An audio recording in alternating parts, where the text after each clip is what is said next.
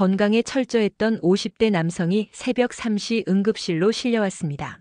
금연금주는 기본 매일 운동하고 비타민도 빼먹지 않던 분이었죠. 그런데 뇌졸중으로 쓰러진 겁니다. 원인은 충격적이게도 몸에 좋다며 먹던 그 비타민 때문이었어요. 자연산이니까 안전하다는 착각이 부른 비극이었습니다. 독버섯도 자연산이고 독사의 독도 천연입니다. 좋은 것도 과하면 독이 되죠. 비타민의 진실 하루 12알 먹던 70세 할머니가 모든 약을 끊고 오히려 건강해진 놀라운 반전 스토리. 과연 무슨 비법이 있는 걸까요? 지금부터 한 의사가 들려주는 이야기를 시작하겠습니다. 이 귀중한 건강 정보가 도움이 될 것 같다면 구독과 좋아요를 눌러주세요. 한 번의 클릭으로 소중한 건강 정보를 계속 받아보실 수 있습니다. 혹시 비타민이나 건강 보조식품을 드시고 계신가요? 몸에 좋다니까 먹는 거 아니야? 라고 생각하시는 분들이 많을 텐데 사실 저도 오래전엔 그렇게 생각했거든요. 하지만 지난주에 응급실에서 만난 한 환자분 때문에 정말 마음이 무거워졌습니다. 건강에 그 누구보다 신경 쓰던 분이 비타민 때문에 큰일 날 뻔했거든요. 새벽 3시 응급실에 삐 심전도 소리가 울려 퍼졌습니다. 들것에 실려온 환자는 56살의 박철민 씨였어요. 아내분이 다급하게 말씀하시더라고요. 선생님, 저희 남편이 건강에는 정말 철저한 사람이에요. 술, 담배 안 하고 운동도 꾸준히 하고 비타민도 빼먹지 않고 먹었는데 갑자기 쓰러졌어요. 박철민 씨는 평소 새벽 5시에 일어나서 헬스장에 가고 금연금주는 기본이었죠. 특히 건강보조식품에는 한 달에 20만 원 이상 투자하는 분이었습니다. 비타민C, D, E, 오메가3, 마그네슘, 아연까지. 정말 안 먹는 게 없더라고요. 그런데 이런 분이 뇌졸중으로 쓰러진 거예요. CT 촬영 결과를 보니 혈관 여러 곳이 딱딱하게 굳어 있었습니다. 마치 고무줄이 딱딱한 플라스틱으로 변한 것처럼요. 선생님, 이해가 안 가요. 몸에 좋은 것만 먹었는데 왜 이런 일이? 아내분의 눈에는 눈물이 고였습니다. 저도 처음엔 이상했어요. 분명히 건강 관리를 잘하시는 분인데 말이죠. 하지만 곧 원인을 찾을 수 있었습니다. 바로 과도한 비타민 섭취 때문이었거든요. 박철민 씨는 하루에 비타민 E를 1000mg씩 거의 4년 동안 복용하고 계셨어요. 권장량이 100mg인데 무려 10배를 드신 거죠. 거기다 종합 비타민, 오메가3, 각종 건강식품까지. 혈관이 견딜 수 있는 한계를 훨씬 넘어선 상태였습니다. 건강에 자신 있었던 분, 그러나 예상치 못한 복병이 숨어 있었습니다. 응급실에서 박철민 씨를 보며 저는 깨달았어요. 좋은 것도 과하면 독이 된다는 걸 말이죠. 다행히 빠른 응급처치로 생명은 구했지만 왼쪽 팔다리에 마비가 남았습니다. 재활치료를 받으며 박철민 씨가 저에게 하신 말씀이 아직도 귀에 맴돕니다. 선생님, 좋다는 건 다 먹었는데 내가 뭘 잘못했을까요? 그때부터 저는 환자분들께 비타민과 건강보조식품의 올바른 복용법에 대해 더욱 자세히 설명드리기 시작했어요. 왜냐하면 박철민 씨 같은 분들이 생각보다 너무 많기 때문입니다. 매주 외래 진료를 보면서 느끼는 건데 환자분들 중 절반 이상이 비타민을 복용하고 계세요. 그런데 정확한 용량이나 복용법을 모르시는 분들이 대부분이에요. 몸에 좋다니까 많이 먹으면 더 좋겠지라는 생각으로 드시는 거죠. 하지만 여러분, 비타민도 엄연한 의약품입니다. 적당히 먹으면 약이 되지만 과하게 먹으면 독이 될 수 있어요. 특히 지용성 비타민인 A, D, E, K는 몸에 축적되기 때문에 더욱 조심해야 합니다. 박철민 씨 사례를 통해 저는 많은 것을 배웠습니다. 그리고 더 충격적인 사실을 알게 되었죠. 우리가 흔히 생각하는 자연산, 천연이라는 말의 함정 말이에요. 선생님, 제가 먹는 비타민은 천연 성분이라고 광고에 나와 있어요. 자연에서 나온 거니까 안전하지 않나요? 이런 질문을 정말 많이 받습니다. 하지만 여러분, 독버섯도 자연산입니다. 독사의 독도 천연이에요. 자연산이라고 해서 모든 게 안전한 건 아니거든요. 비타민 업체들의 마케팅을 보면 정말 교묘해요. 천연 비타민C로 면역력 강화, 자연 추출 비타민 E로 혈관 건강 지키기, 이런 문구들이 넘쳐나죠. 하지만 천연이든 합성이든 과량 섭취하면 똑같이 위험합니다. 실제로 제가 진료실에서 만난 62세 이순자 씨 이야기를 들려드릴게요. 이순자 씨는 텔레비전 홈쇼핑을 보고 천연 비타민 E 고농축 제품을 구매하셨어요. 하루에 2알씩 무려 800mg을 6개월 동안 드셨죠. 몸에 좋다니까 조금 더 먹으면 더 좋겠다 싶어서 하루에 3알씩 먹었어요. 그러던 어느 날 이순자 씨는 가슴이 답답하고 숨이 차서 병원에 오셨습니다. 혈액 검사 결과를 보고 깜짝 놀랐어요. 혈액응고 수치가 정상보다 훨씬 높아져 있었거든요. 비타민 E가 혈액응고를 방해하는 와파린이라는 약물과 상호작용을 일으킨 거였어요. 이건 마치 바닷물을 마시는 것과 같습니다. 목마른 사람이 바닷물을 마시면 어떻게 될까요? 더 목이 마르죠. 염분 농도가 높아서 오히려 탈수가 심해집니다. 비타민도 마찬가지예요. 적당량은 약이 되지만 과량은 오히려 몸에 해로운 영향을 미칩니다. 특히 지용성 비타민들은 더욱 위험해요.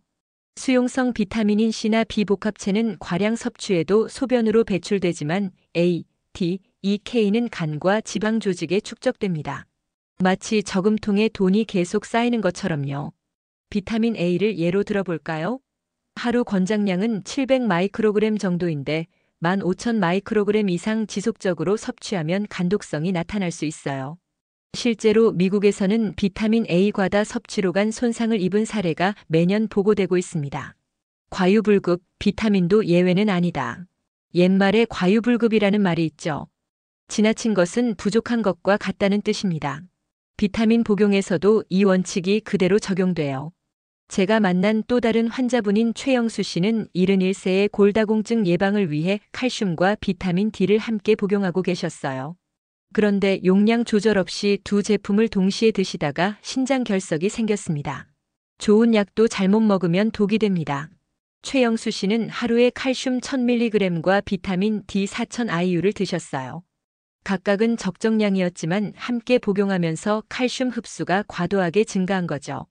결국 응급실에서 신장결석 제거 시술을 받으셔야 했습니다. 이런 일들이 왜 계속 일어날까요?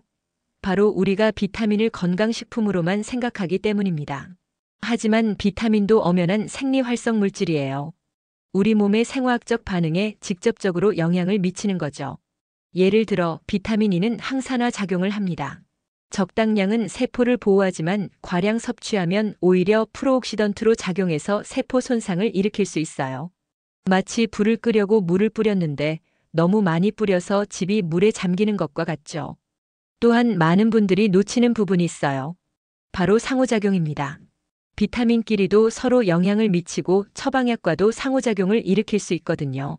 아연과 구리, 철분과 아연, 칼슘과 마그네슘. 이런 미네랄들은 서로 흡수를 방해할 수 있어요. 한꺼번에 많이 먹으면 오히려 효과가 떨어질 수 있다는 뜻이죠. 자연산이라는 말에 속지 마세요. 용량이 답입니다. 시중에 나와 있는 건강보조식품 광고를 보면 정말 화려해요. 하루 한 알로 20가지 영양소, 메가도스로 확실한 효과. 이런 문구들이 소비자들을 현혹시키죠. 하지만 우리 몸은 공장이 아닙니다. 원료를 많이 넣는다고 해서 더 좋은 제품이 나오는 게 아니에요. 오히려 섬세한 균형이 중요한 정밀한 시계와 같죠. 이제 좀 더 구체적인 이야기를 해볼까요? 제가 의사로서 30년간 환자분들을 만나면서 직접 목격한 사례들과 세계 각국의 연구 결과들을 말씀드리겠습니다. 먼저 충격적인 연구 결과부터 들려드릴게요. 2003년 존스홉킨스 대학에서 발표한 연구를 보면 고용량 비타민 E를 복용한 그룹의 사망률이 오히려 증가했다는 결과가 나왔어요. 하루 400IU 이상 복용한 사람들의 사망 위험이 4% 증가한 거죠. 좋다고 먹었는데 오히려 수명이 줄어든다니 이게 말이 됩니까? 환자분들이 이 이야기를 들으면 다들 이렇게 반응하세요. 저도 처음엔 믿기 어려웠어요. 하지만 점점 더 많은 연구들이 같은 결과를 보여주기 시작했습니다. 핀란드에서 진행된 대규모 연구도 마찬가지였어요. 흡연자들에게 베타카로틴을 보충제로 준 그룹에서 폐암 발생률이 오히려 18%나 증가했거든요. 암을 예방하려고 먹었던 비타민이 오히려 암을 증가시킨 셈이죠. 실제로 제가 진료실에서 만난 김정수 씨 사례를 들려드릴게요. 김정수 씨는 68살로 눈 건강을 위해 비타민 A 보충제를 꾸준히 드셨어요. 하루에 10,000IU씩 거의 2년 동안 복용하셨죠. 선생님, TV에서 눈에 좋다고 해서 꾸준히 먹었는데 그런데 정기 건강검진에서 간 수치가 정상의 3배로 올라가 있더라고요. ALT가 120, AST가 110. 정상 상한선이 40인데 완전히 벗어난 거였죠. 다른 간염 바이러스 검사는 모두 음성이었고 술도 안 드시는 분이었거든요. 비타민도 간에 부담을 줄 수 있습니다. 간은 우리 몸의 해독 공장이에요. 모든 영양소와 약물이 이곳을 거쳐 대사됩니다. 비타민 A 같은 지용성 비타민이 과도하게 들어오면 간이 처리할 수 있는 양을 넘어서게 되죠. 마치 공장에 원료가 너무 많이 들어와서 기계가 고장나는 것과 같아요. 비타민 비육도 마찬가지입니다. 신경계 건강에 도움이 된다고 해서 하루에 100mg씩 복용하시는 분들이 많아요. 하지만 권장량은 1.4mg에 불과합니다. 과량 복용하면 말초신경병증이 생길 수 있어요. 저희 병원에 오신 박영희 씨가 바로 그런 경우였습니다. 65세인 박영희 씨는 손발 저림 때문에 신경과에 오셨어요.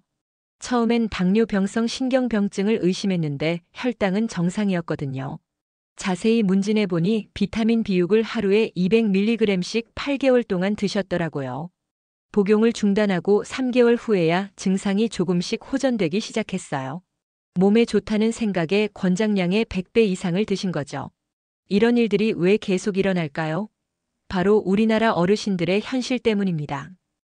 건강보험심사평가원 통계를 보면 60세 이상 어르신의 78%가 건강기능식품을 복용하고 계세요. 평균적으로 한 사람당 6가지 이상의 제품을 드시죠. 더 큰 문제는 이 중 38%가 자신이 먹는 제품의 정확한 성분이나 용량을 모른다는 거예요. 좋다는 건 다 먹어요라는 마음으로 드시는 거죠. 실제로 저희 병원에서 조사해 본 결과 외래 환자분들 중 비타민을 복용하시는 분들의 평균 복용 개수가 8.5개였어요. 아침에 먹는 종합 비타민, 점심에 먹는 오메가3, 저녁에 먹는 칼슘. 하루 종일 뭔가를 드시고 계신 거죠. 할머니 가방에서 나오는 건 사탕이 아니라 비타민입니다. 요즘 어르신들 가방을 보면 정말 놀라워요. 온갖 종류의 알약통들이 들어있어요. 빨간색, 파란색, 노란색. 마치 무지개 같죠. 그런데 정작 언제, 얼마나 왜 먹는지는 잘 모르시는 경우가 많아요. 특히 문제가 되는 건 중복 복용입니다.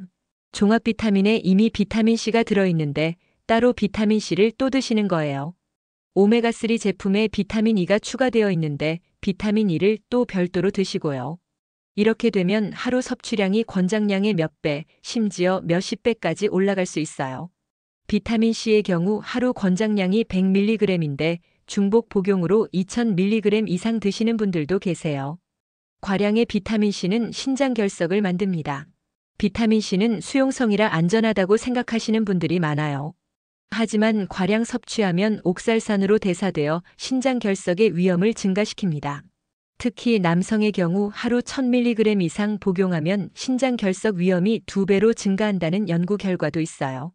실제로 제가 만난 이창호 씨는 59세로 면역력 강화를 위해 고용량 비타민C를 복용하시다가 신장 결석으로 고생하셨어요.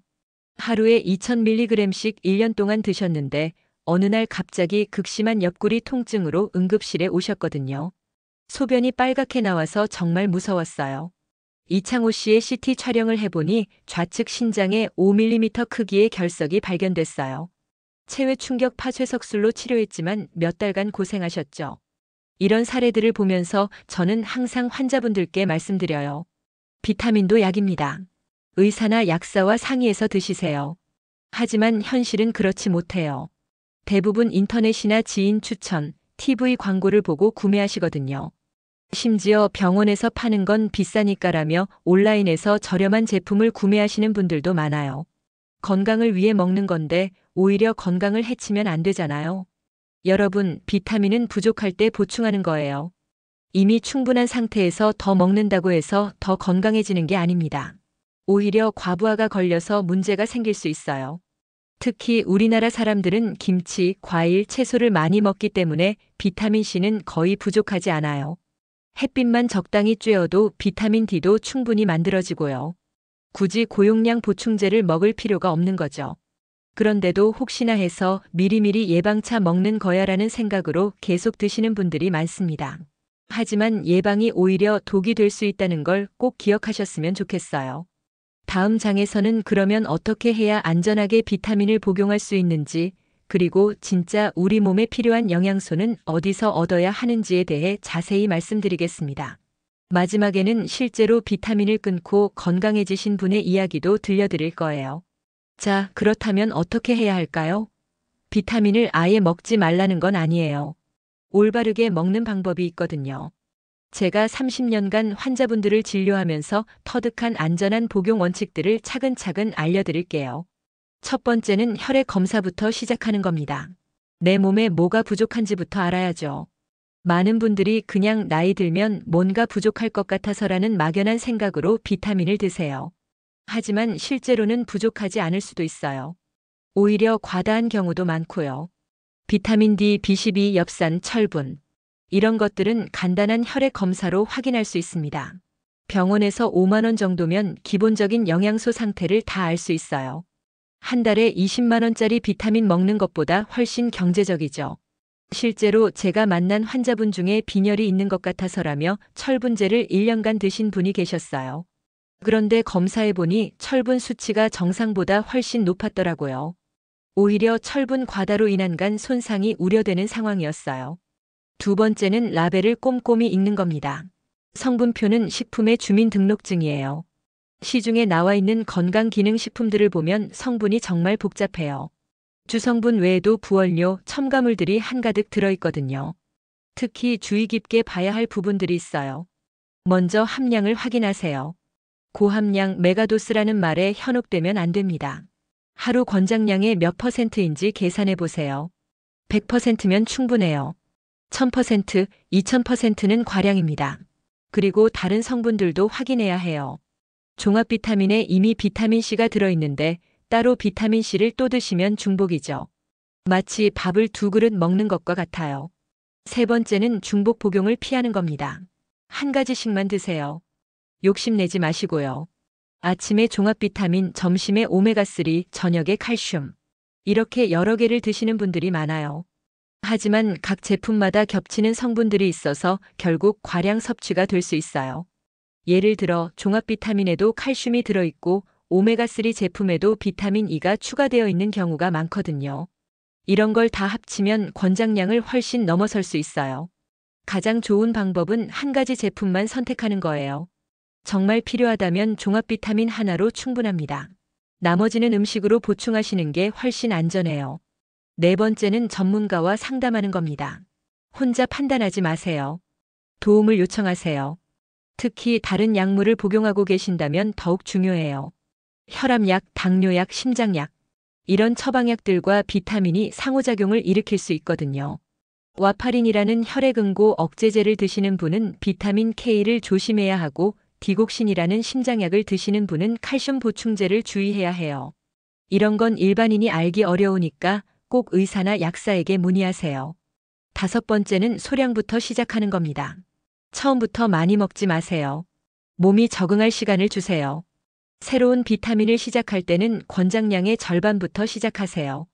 일주일 정도 드셔보시고 별다른 문제가 없으면 정량으로 늘리시는 거죠. 특히 소화기가 약하신 분들은 더욱 조심해야 해요. 갑자기 고용량을 드시면 속이 쓰리거나 설사할 수 있거든요. 그런데 여러분, 이 모든 원칙들보다 더 중요한 게 있어요. 바로 진짜 보약은 따로 있다는 거예요. 진짜 보약은 바로 음식입니다. 밥이 최고의 약이에요. 할머니들이 하시던 말씀이 정답이었던 거죠. 현미밥 한 그릇, 된장찌개 한 그릇, 김치 한 젓가락, 나물 반찬 몇 가지. 이게 어떤 비타민보다 훌륭한 영양소 공급원이에요. 현미에는 비복합체가 풍부하고 된장에는 프로바이오틱스와 단백질이 들어있어요. 김치는 비타민C와 유산균의 보고고 계절 나물들은 각종 미네랄과 파이토케미컬이 가득하죠. 봄에는 냉이, 달래로 몸의 독소를 빼고 여름에는 토마토, 오이로 수분을 보충하고 가을에는 단호박, 고구마로 베타카로틴을 채우고 겨울에는 귤, 배로 비타민C를 섭취하는 거예요. 자연이 주는 타이밍에 맞춰 먹는 게 최고예요. 제철 음식에는 그 계절에 우리 몸이 필요로 하는 영양소가 들어있어요. 겨울철 감귤류에 비타민C가 풍부한 이유가 있거든요. 추운 겨울에 면역력이 떨어지기 쉬우니까 자연이 미리 준비해 둔 거죠. 반면 여름철에는 수분이 많은 수박, 참외가 나와요. 더위로 탈수되기 쉬운 계절이니까요. 이런 자연의 리듬에 맞춰 식사하는 게 어떤 인공 비타민보다 효과적이에요. 실제 성공 사례를 들려드릴게요. 72세 할머니 한옥분 씨 이야기입니다. 한옥분 씨는 5년 전부터 각종 건강기능식품을 드셨어요. 하루에 먹는 알약이 12알, 종합비타민, 오메가3, 칼슘, 마그네슘, 글루코사민, 루테인까지 안 드시는 게 없었어요. 선생님, 좋다는 건 다 먹었는데 몸이 점점 안 좋아져요.